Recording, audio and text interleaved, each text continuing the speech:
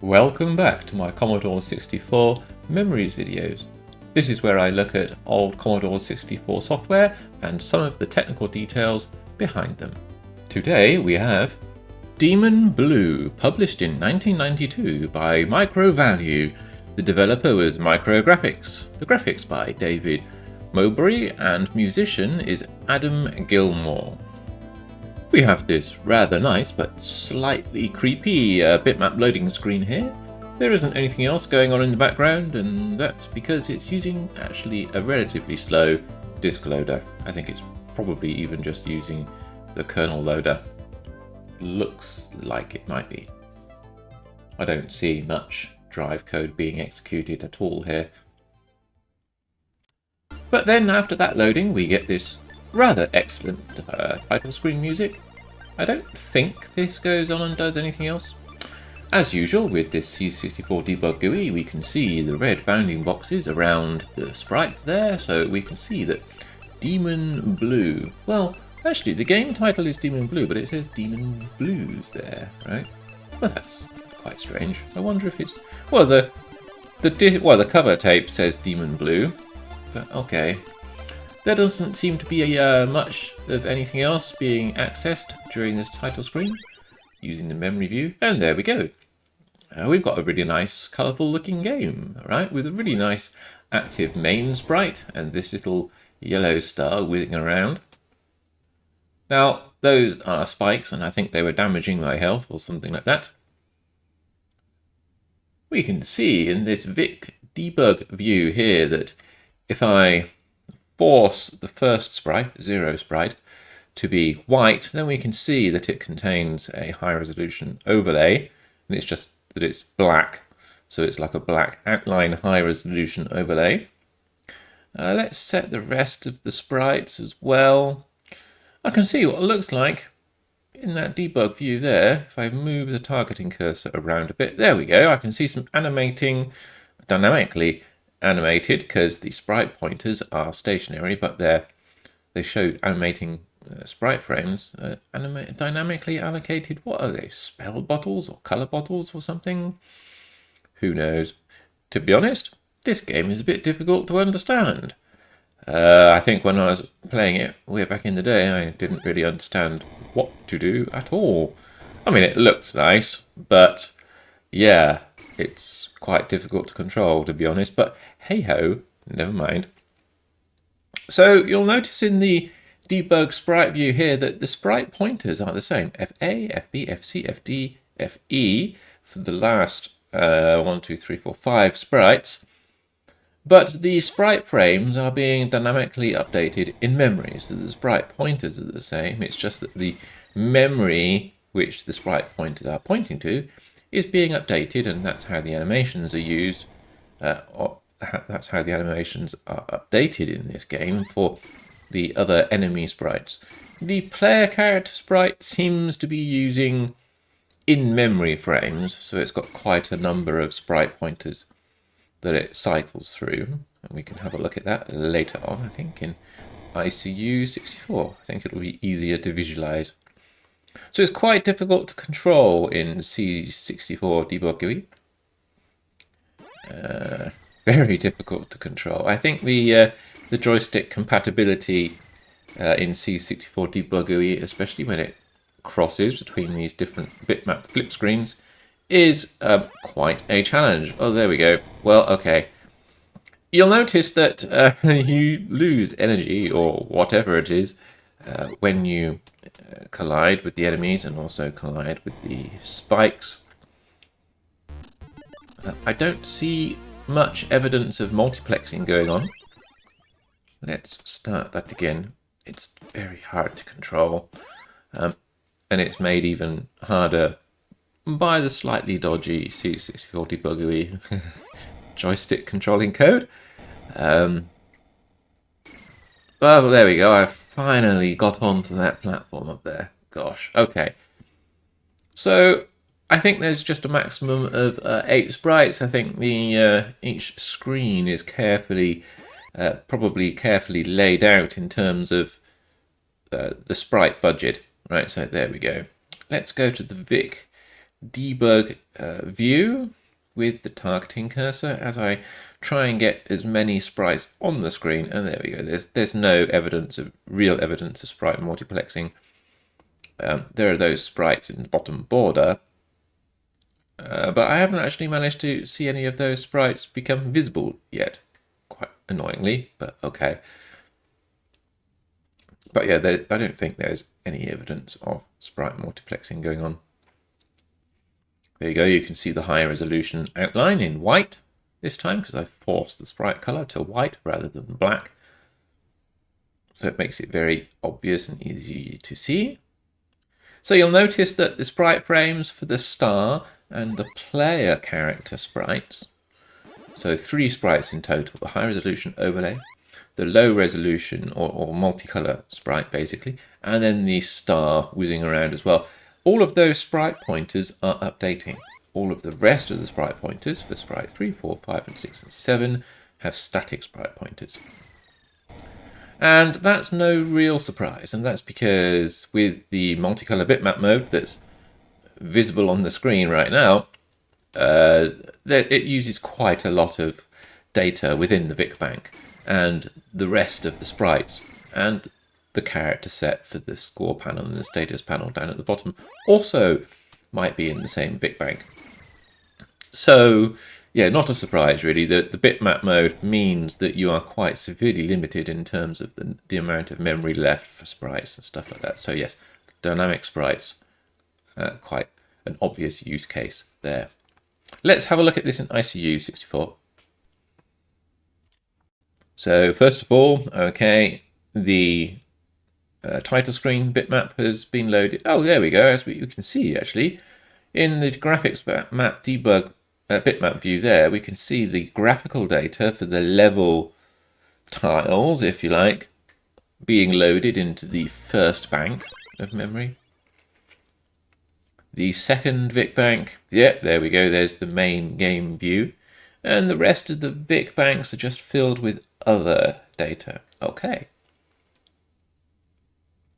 So we have the graphics map sprites view as well. We'll have a look at that sprites bank in a minute, see how that's laid out. But when the game screen is on like this, there we go, there's the rest of the sprites. But when we've got the main game screen drawn, okay, the color RAM is definitely being updated. The color RAM is up there in the top of the memory events debug view. There it is. But the color RAM is not updating for the stars. So let's have a look, see where those stars are. Well, there we go. That's not a surprise. So bitmap mode, multicolor bitmap mode, uses 2 other screens. One is the color RAM screen, and then there's another screen which specifies the other colors. So if we use the edit functionality now to paint extra characters into the first character screen there at hex 4000, then we can see that instead of flashing stars, we get blocks of painted static color stars. So we can see now how the flashing stars are updated. It's not updating the bitmap data per se, it is just updating the color data for those bitmap cells. So you can see that the rest of what should have looked like empty space are actually a regular grid of pixels. And it's just the screen, in other words, the other color information being updated, which has those nice, which causes those nice star sparkly effects. So we can see now, very obviously, the layout for the sprite data is kind of like merged around and making use of the empty space that isn't being used by the huge, great big bitmap which is being displayed. So we can see that we've got a whole bunch of sprite frames for the high resolution overlay and also the multicolor portion of the player sprite, and also the star, of course, and oh look, Game Over and Demon Blues sprites are there too. But the sprites right down at the end of the sprites graphics map debug view there, you can quite clearly see that those other sprites, 1, 2, 3, 4, 5 sprites there, they are all dynamically updating with dynamically updated animations for the sprite frames. So, you know, not really a surprise, but a very nice, colourful game. Very nice main character with a high resolution overlay for the black pixels around it, giving it that extra definition. But there isn't too much else, I don't think, which is quite a technical challenge in this game. It reminds me a little bit about, you know, like Cybernoid and Cybernoid 2, perhaps, and the screen doesn't scroll, it's flip screen, map updates and things like that, but it's just, you know, a nice game. So yes, thank you very much for suggesting that I have a look at this game. It's always interesting to see these old games from way back in the day.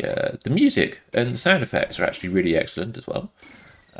For the time, I think the music and the sound effects are really quite nice to listen to, and quite they add quite a lot of atmosphere to the game. I have a feeling that if we look in the memory for other character data, we might find something a little bit interesting. So let's look through the text screens data. We go through and keep on going through, keep on scrolling through the memory. Yeah, that's what I thought. Look here, if we zoom into that bottom right screen there, which is going to be at 9C00, it doesn't seem to correspond to the colours on the screen. We know that it doesn't, but it looks like, look, there's A characters, at characters, and that's probably a negative. It's either 255 or 127. It's probably 255, that checkerboard pattern. And that's probably detailing where the player can actually walk or not walk. So it looks like A is definitely solid. It looks like at is something to do with portions of the screen you can walk in front of. And then if I cover those, yeah, look, if I cover that area with A's, then now I've got an invisible platform on the left-hand side. And if I jump on to the invisible platform and then paint in some more A characters, which has a value of 1, right, then I should be able to stand on these invisible platforms. So yeah, we have a collision screen at 9C00 in hex, which is a common way of doing collision detection, right? You have an off-screen buffer which contains the collision information, because you don't want to have that in the visible screen. You want to have that off-screen and hidden. Let's see if I can edit. I seem to have my player character stuck. Let's make this a box first of all. There we go. I can now move around and I can stand on this invisible platform now. So there we go. If you get stuck in the game and you have the ability to paint characters into memory, then you can alter the collision detection. You can put platforms where there weren't platforms and maybe traverse your way through the map, or alternatively you can remove walls and then walk through walls. That looks like a tree in the background, doesn't it? That looks like something to do with tree graphics, maybe. Or maybe that's some residual data from the loading bitmap. Who knows? If you know what that is, put a comment in the video description below. I think it might be a loading bitmap or something. Anyway, so there's one other piece of information that I wanted to find in this game before reaching the end of this short but sweet look into this game, and that's the score panel. So there we go.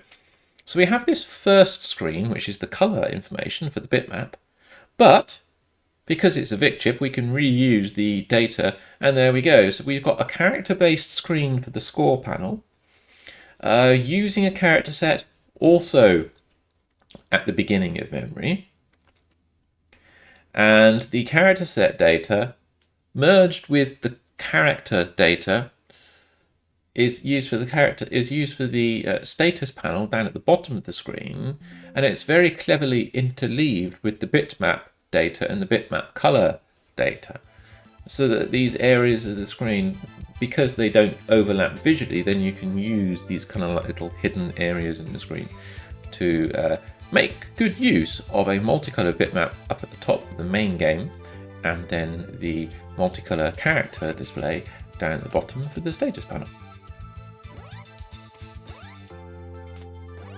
So yes, if you like these kind of technical deep dive videos, then please do consider liking or subscribing to this channel, or sending me a super thanks. They are always very much appreciated. Take care, have a great day, evening or night, wherever you are.